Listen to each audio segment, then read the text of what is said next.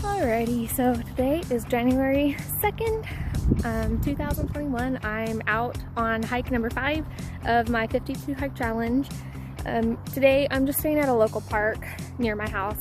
It is paved paths, which is not ideal, not my favorite, but it is what it is for today. And so I am just out here at this park.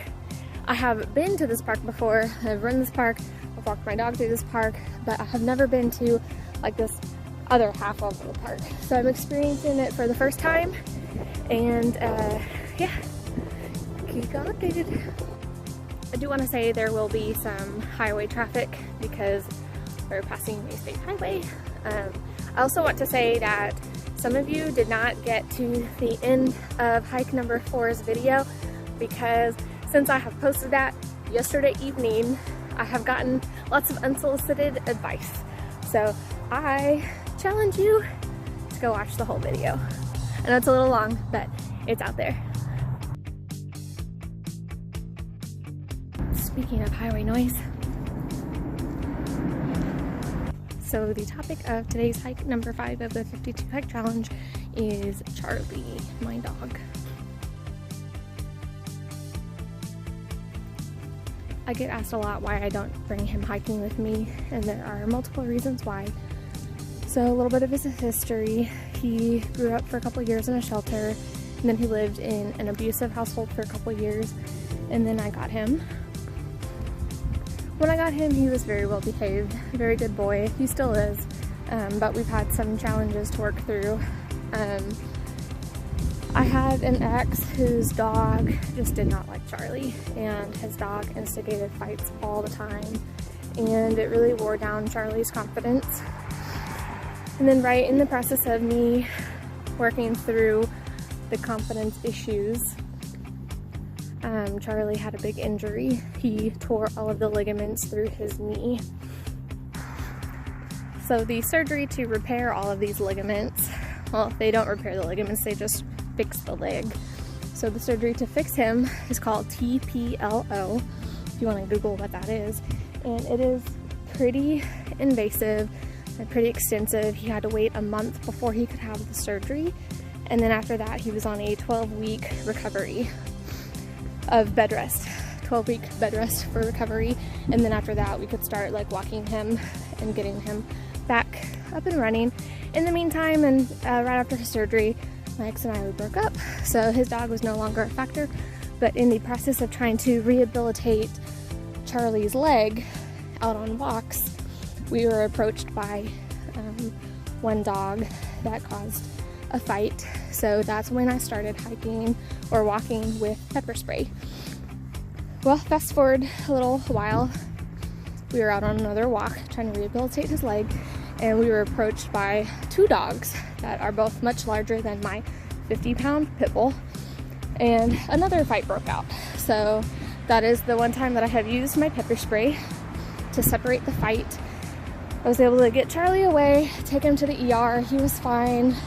I never saw the other dogs again, but they were obviously owned, had just gotten out of their yard or whatever, but still caused some mischief. And so after that, Charlie is just very defeated. He still can't walk more than half a mile, which is why he doesn't come out on hikes with me. And so my goal is to one day be able to bring him with me because he would love all of the adventures. But for now, it's just not in the cards.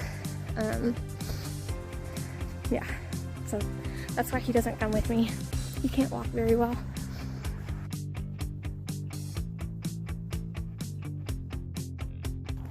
So after using pepper spray to break up a dog fight, some of my local people through the rescue that I got Charlie from recommended that I not use pepper spray in the future and that I use a taser, because a lot of times the sound of a taser will automatically freak the dogs out and break it up naturally. And the use of the taser is only against the dogs that aren't mine. And so I avoid taking Charlie to the ER and paying that bill. So I now have a taser in addition to my pepper spray. Also on the subject of not taking Charlie hiking with me, Makes it a little difficult to get out of town to go camping too, because I have to hire a house sitter who also watches Charlie because of his history in the shelter and history of abandonment.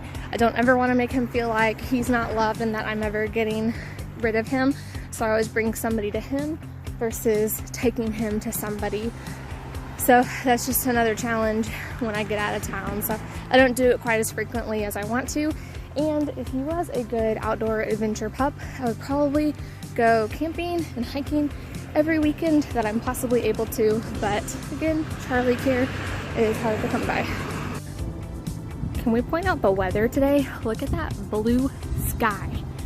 It's sunny, the sky is blue, there is no rain, it's 50 degrees, it is beautiful. So I've already turned back around. I'm on my way back to where I started, and I am gonna take the next mile or so to discuss something that somebody asked me about, and I told you I'll get to another time, another day, and so that is my packs. So for today, you can see I don't have a pack on me, but I do have my fanny pack. It's a fanny pack, my job gave it to me. I use it when running or just like staying pretty local. And in it, I carry the things that I have on every hike, no matter what, which includes a tissue, a medical card that has my medical stuff written on it.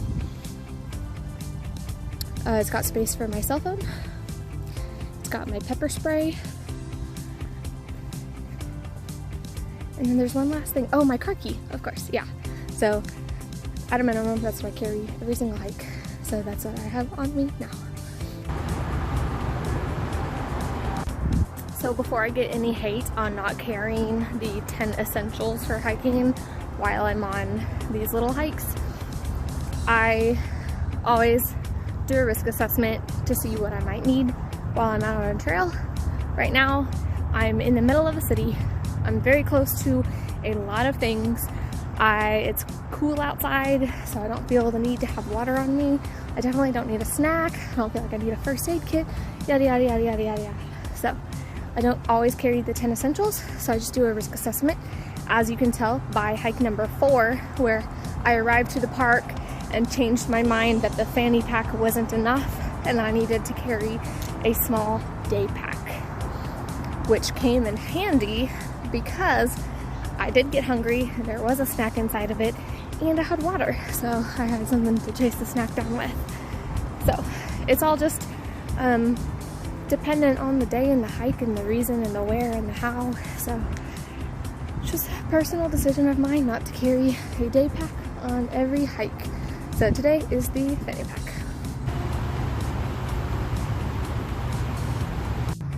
That concludes hike number 5. I'm at 3.3 miles in 1 hour and 4 minutes. See y'all for hike number 6.